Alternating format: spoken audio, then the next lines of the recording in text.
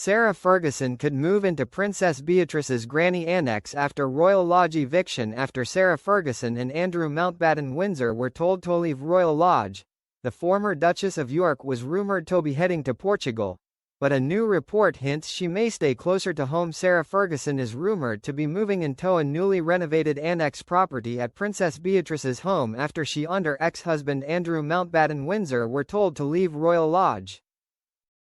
The former Duchess of York lost her title and privileges and also her home on the Windsor estate, when Andrew was stripped of his royal and dukedom titles over his years-long friendship with sex offender Jeffrey Epstein.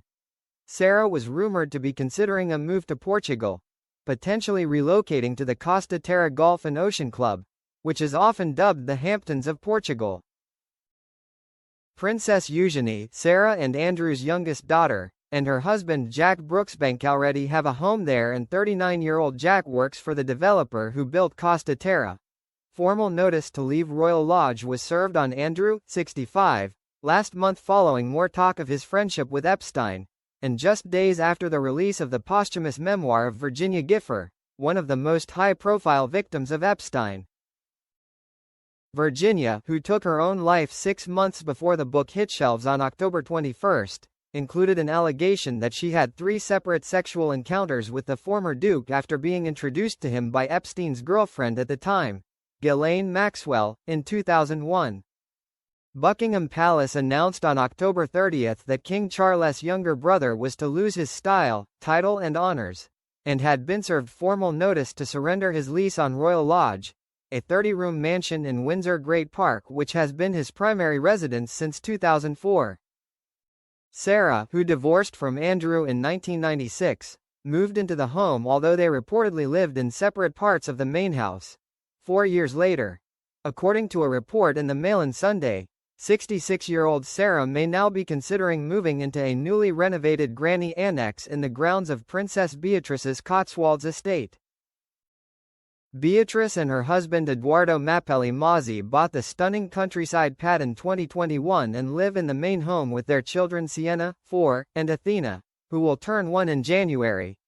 The source quoted in the report claims the granny annex seems to be ready to move into now, and adds, "Just today, the road was blocked for a delivery of propane gas bottles for the annex.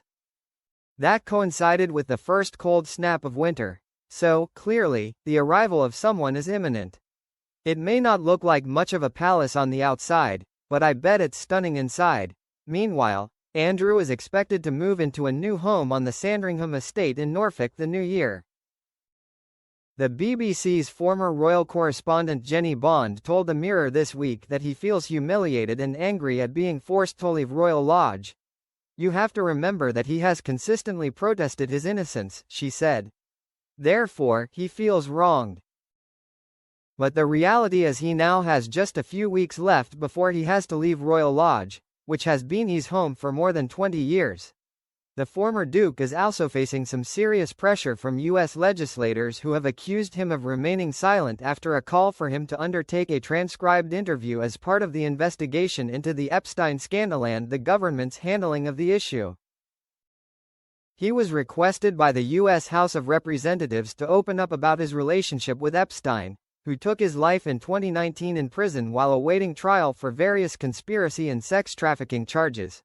But after saying they had not heard from him by the November 20 deadline, Democrats Congressman Suhas Subramaniam and Ranking Member Robert Garcia issued a formal statement stating, "Andrew Mountbatten Windsor's silence in the face of the oversight Democrats' demand for testimony speaks volumes.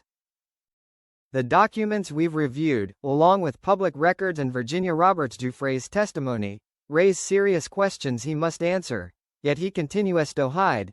Our work will move forward with or without him, and we will hold anyone who was involved in these crimes accountable, no matter their wealth, status, or political party.